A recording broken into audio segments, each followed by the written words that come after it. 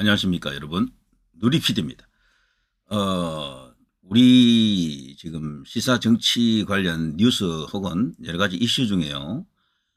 가장 두드러지게 많이 언급되는 인물은 놀랍게도 김건희 여사가 되겠죠. 국감 중이기 때문에 더더욱 이 김건희 여사에 대한 국감이다 할 정도로 민주당이 이제 김건희 이제 두드러기 패기 이걸로 그냥 사실상 정쟁을 엄청나게 지금 키우고 있죠.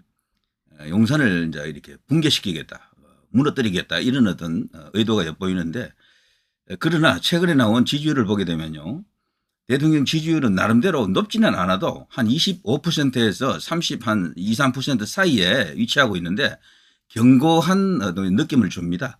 더 이상 내려가지 않을 것 같아요. 김건희 여사를 갖고 아무리 흔들어도 그 이하로는 떨어지지 않을 수도 있겠다 이런 생각이 들어요.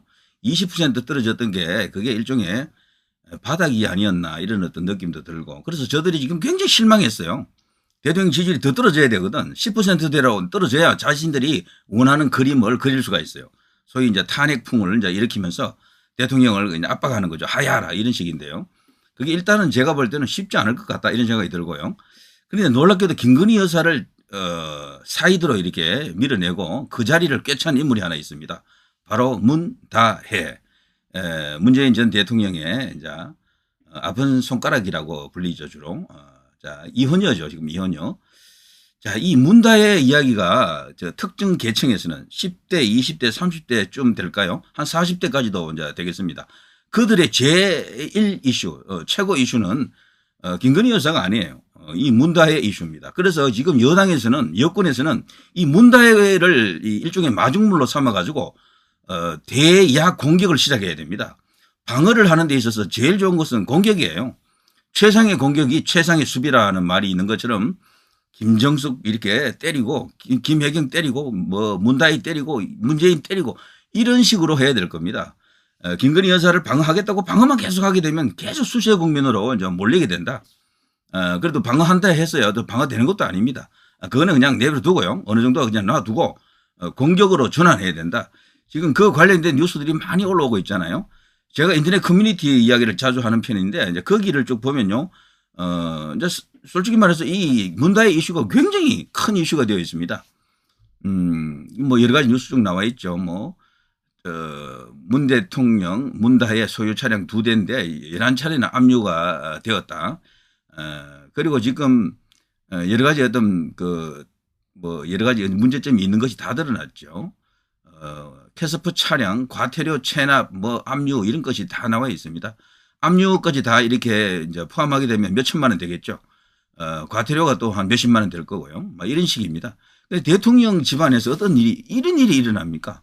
완전히 그냥 술도 얼마나 품마셨는지 고주망태가 되어가지고 술집에서 이제 너무 취해가지고 받을 수 없을 정도로 그냥 만취했다 그러죠. 어떤 상황인지 상상이 가십니까? 그냥 술 취한 행동만으로는 내쫓지 않아요. 거기서 분명히 무슨 뭐 고성방가를 했거나 뭔가 이렇게 이상한 행동을 했습니다. 때문에 그 술집에서 이제 내쫓았겠죠. 자, 여기에 대한 이야기는 뭐 수도 없이 나갔을 테니까 일단 생략하고요. 음주운전 사고 문다혜 7시간 동안 3차까지 술자리, 또 일선에서는 4차까지 갔다더니 또 여기서는 또 3차, 저기서는 4차 이런 식으로 이야기합니다. 자, 이런 뉴스가 쫙 있는데요. 근데 놀라운 것은 2명의 남성과 함께 술을 마셨다 뭐 이렇게 지금 알려져 있지 않습니까? 근데 새삼스럽게 이제 세인들의 관심은 이혼녀로 알고 있고 양산에서 살고 있는 것으로 알았는데 어떻게 이태원까지 와서 술을 마셨나? 어디서 마셨나? 누구랑 마셨나? 술 마시고 그걸로 끝이었나? 그 행동이 너무도 이상했고 너무도 심하게 술이 취한 것 같은데 혹시 약을 먹은 건 아닌가? 마약은 없나? 이런까지 이제 사람들 의심을 하고 있어요. 그런데 마약 검사를 하면은 알 수가 있는데 마약 검사는 본인이 응하지 않으면 못하게 되어 있어요. 그게 법이 그래 되어 있더만. 이게 문재인 때 만들어진 법이라 그러더라고요. 무슨 이런 개 같은 법이 있습니까? 이런 걸 보더라도요. 마약하고 저 문재인 정부하고 뭔가 연결고리가 있지 않겠나. 이재명도 어쩌면은 연결되어 있을지도 모르겠다 이런 생각이 듭니다. 저수지에 뭐 쟁여놓은 혹시 큰 돈이 있다 그러면은 그런 것까지도 유추해서 한번 생각해 볼 수가 있는 건데, 마약이라고 하는 것은 이 우리 사회의 공적이잖아요. 반드시 이제 퇴치해야 될 것인데 이거는 국가가 강제적으로 조사를 할 수 있는 권한이 있어야 됩니다. 본인이 허용하든 허용하지 않든 뭐 마약 의심이 된다 그러면 바로 이렇게 검사를 할 수 있어야 되거든요. 피를 뽑거나 뭐 소변을 뭐 이렇게 받거나 뭐 어떻게든 해야 된다고요, 이걸. 그런데 그것을 본인이 응하지 않으면은 동의하지 않으면 조사를 할 수가 없다. 이건 무슨 말이 됩니까? 안 되잖아요. 자, 아무튼 그런 이야기까지 지금 전개되고 있다. 저는 개인적으로 술 플러스 마약일까라고 생각도 하고요. 그 이태원 거기가 또 하도 그런 게 많잖아요. 마약이 가장 많이 유통되는 데가 거기 아닙니까? 그리고 거기는 소위 말해서 게이바 이런 데도 많거든요. 이상한 데가 많아요, 거기는. 그런 데는 또 뭐 가지 않았나 이런 어떤 의심하는 사람들도 있고 이런데요. 좋습니다. 그런데 이 문다혜 같은 경우는 처음에 이제 결혼을 하고 이혼하고 뭐 한동안 또 이렇게 그 과정에서 말이죠. 이혼이 이루어지기 전에 누구를 만난다. 불륜설이 그때 터졌었죠. 지금은 저 세상 사람이 된 가로세로 연구소 김용호 씨가 제일 먼저 언급을 했던 것 같은데 그 이후에 쫙 이렇게 알려졌어요. 여기저기 인터넷 공간에 가보면 그 자료들이 많거든요. 그건 살펴보면은 내용은 다들 이제 비슷하긴 한데 뭔가 수상한 행적이 있었다라고 이제 그때 알려져 있죠. 그때 이제 거론된 인물이 바로 대한민국에서는 뭐 제일 유명한 팝 아트 작가 같아요. 팝 아트 그러니까 마치 뭐 음악에 그 팝송 부르는 사람처럼 느껴질지 모르겠는데 미술하는 사람이죠, 미술. 스트리트 미술이라고 있죠. 거리 미술가. 거기서 조금 더 나간 그런 케이스인데요. 바로 찰스 장으로 불리는 인물이죠. 찰스 장. 여기 보면요. 문다혜에 있고요. 쭉 이렇게 나오는데요. 이름이 장준수입니다. 장준수. 한국 이름이 장준수고요. 통상 이제 불리기로 찰스 장으로 불리죠. 문다혜의 남친이다 이렇게 알려져 있고요. 그런데 이게 이혼이 확정되기 전에 벌써 이런 어떤 관계가 있었다, 만남이 있었다라고 주장하는 목소리들이 있었고 그것이 지금 쫙 이렇게 퍼져 있는 거죠. 그런데 이번에 술 마신 남자가 과연 누구였나 이게 지금 밝혀지지 않았잖아요. 아직은. 혹시 이 중에 한 명이었나? 찰스 장이 거기 들어갔었나? 장준수였었나? 지금 이런 이야기가 있는 거죠. 그리고 특이하게도 이 문다혜 사진은요, 뭐, 이 얼굴 사진, 이게 언제 한번 찍힌 사진이고, 다른 건 또 이렇게 마스크 된 사진이 있어요. 사진이 참 귀하네요. 철저하게 사진 찍히는 걸, 꺼렸다, 피했다라는 걸 알 수가 있습니다.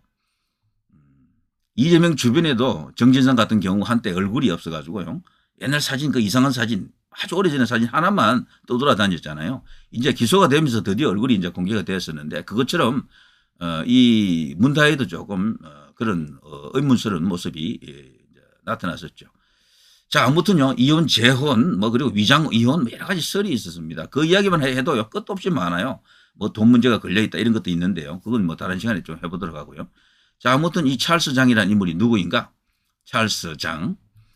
어쨌거나 이제 이 팝 아티스트로 국내에서는 뭐 최정상에 서 있다 이렇게 알려져 있습니다. 팝 아트를 사랑한 그래피티 아티스트. 그래피티라는 게 여기 이제 스트리트 미술이죠. 거리 예술가, 거리 예술 그런 걸 말합니다. 그래서 팝 아트 하면 설명하기가 조금 애매할 수도 있는데요. 이걸 보시면 바로 알아요. 이런 걸 이렇게 만들어내는 그리는 그런 일종의 미술의 한 영역이다 이렇게 보면 되겠죠. 자신만의 세계가 뚜렷한 작가 이러면서 여기 전부 찰스 장이라고 하는 인물의 작품들입니다. 장준수의 작품들이죠. 얼핏 봐서는 우리가 어디서 많이 범직한 그런 어떤 장르일 수도 있는데 근데 이런 것들이 과거에는 없었다 그래요. 아주 오래전에는. 이게 이제 신생 어떤 예술 장르다 이제 이렇게 볼 수가 있겠는데 자, 이런 쪽으로는 대한민국에서 흔히 하는 말로 뭐 원탑이다, 1인자다 그런 말도 가끔 있더라고요. 자, 이 찰스 장과 연결이 되어 있나? 라고 지금 이야기들이 많습니다. 이 남자가 사는 법, 팝 아티스트 찰스 장. NFT 전문가인가? 찰스 장. NFT도 근자에 와서 이제 이렇게 유행하기 시작하는 그런 한 장르가 되겠죠. 친근한 예술로 성화시킨 팝 아티스트 찰스 장. 자, 이걸 이제 네티즌 수사대가 지금 움직이고 있는 겁니다. 이날 만난 사람이 누구인가? 그 CCTV에 찍힌 영상이 일부 소개가 되었잖아요. 거기에 나와 있는 그 화면들은 너무도 흐릿하고 확인하기 어렵습니다. 그냥 형체 정도 있는 정도인데 그리고 또 실상 사고 날 때는 남자들은 없었잖아요. 문다혜 혼자 있었고요. 운전대 잡았을 때도 혼자 있는 상황이었고 그리고 사고 나는 그 순간에도 그 차에는 그 남자들이 타고 있지 않았다라고 봐야죠. 어쨌거나 그 야심한 밤에 그 이상한 곳에서 이태원은 너무도 위험한 곳입니다. 어떤 면에서는 술을 마시고 나서 뭔가에 몸을 맡겨버리면은 뭐 그냥 방탕과 타락으로 그냥 넘어갈 수 있는 그런 곳 아닙니까 거기가. 안 그런 사람들도 많겠죠. 그렇지만 그런 쪽으로 활용 혹은 이용하는 그런 사람들도 뭐 적잖이 있다라고 알려져 있죠. 때문에 왜 그 시각에 전직 대통령의 딸 문다혜는 거기 갔는가 이렇게 이제 의심할 수밖에 없습니다. 자, 이제 이거를 이제 우리 이번에 크게 이제 부각이 되면서 화제가 되었잖아요.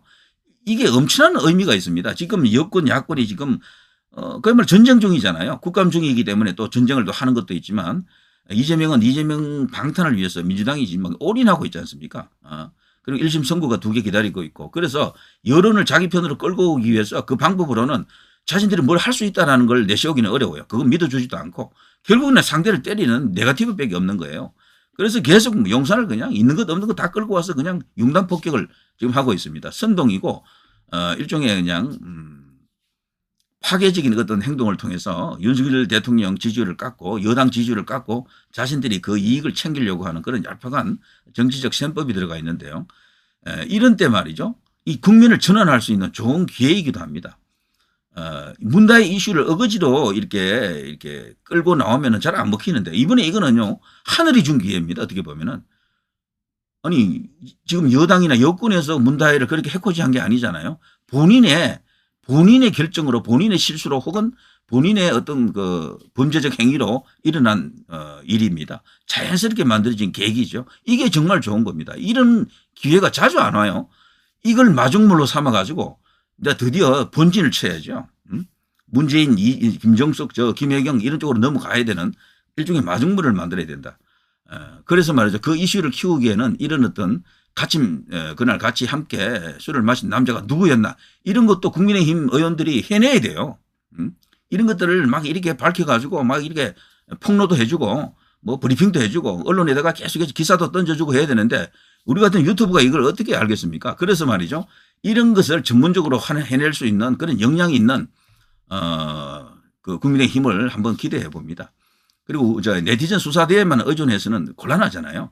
이렇게 기가 막힌 초대형 화재가 터졌는데 지금 온 국민들이 관심을 갖고 있잖아요. 특히나 가장 중요한 세대인 10대, 20대, 30대들이 이것에 엄청난 관심을 갖고 있습니다. 문다혜가 그날 술을 마시는데 어떤 식으로 마셨고 어디서 마셨고 누구랑 만났고 어디를 갔고 이런 것을 계속 찾고 있어요.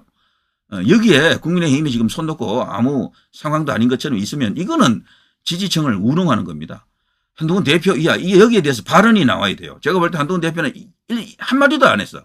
여기 문다혜 사고에 대해서는. 반대로 김건희 여사 이야기만 자꾸 하더라고. 김건희 여사가 어떻고 뭐 사과를 해야 된다는 그쪽에 자기도 그런 생각을 하고 있다 이런 말을 한다 그러는데 그거는 조금 제가 봐서는요 형평성이 지금 없다라고 생각합니다. 번지수가 지금 틀렸다. 잘못하면은. 지금 여당 대표라면 전쟁 중인데 당연히 상대방을 향해서 기가 막힌 호재가 터졌는데 딱 잡아가지고 털어줘야 됩니다. 그리고 그립을 쥐고 그냥 끌고 나가야 되는데 지금 이걸 지금 잘 못하고 있잖아요. 잘 못하는 게 아니고 당대표는 아예 안 보려고 하는 것 같아요. 이런 것은. 그러니까 이걸 누가 합니까? 결국에는 이제 이게 지지층 중에 이제 젊은 층들이 이제 이렇게 붕괴해서 그냥 이야기를 계속 키우고 있고 그리고 국민의힘 의원들 중에 개별적으로 각계로 그냥 SNS에 글 올리는 정도로 이렇게 끝나고 있는데 좀 아쉬운 감이 있습니다. 이런 기회가 또 힘들 거요. 물론 음주운전 사고 자체가 엄청나게 큰 이슈라고 생각 안 해요. 제가 다시 한번 결론서만 이야기합니다만 그게 마중물이 되는 겁니다. 입구가 될 수 있어요. 거기를 지나면은 드디어 본진이 나온다. 자, 김정숙, 문재인, 김혜경을 끌어들일 수 있는 기가 막힌 아이템이다. 이렇게 볼 수가 있겠죠. 자, 아무튼 지금 현 시점에도 네티즌 수사대들은 이 장준수, 찰스 장이 그 자리에 있었는지 없었는지 혹은 그날 문다혜가 함께 술을 마신 묘령의 남자 2명은 누구인가 이것을 찾고 있습니다. 국민의힘이 조금 움직이면 더 쉬울 텐데요. 그리고 언론사들, 기자들이, 민항 기자들이 많이 있잖아요. 이들은 진짜 전문적으로 그런 걸 하는 사람들이잖아요. 발빠르게 움직여서 이런 것을 이제 터뜨리면 대특종이 될 것 같은데요. 자, 누리 PD 김준희였습니다.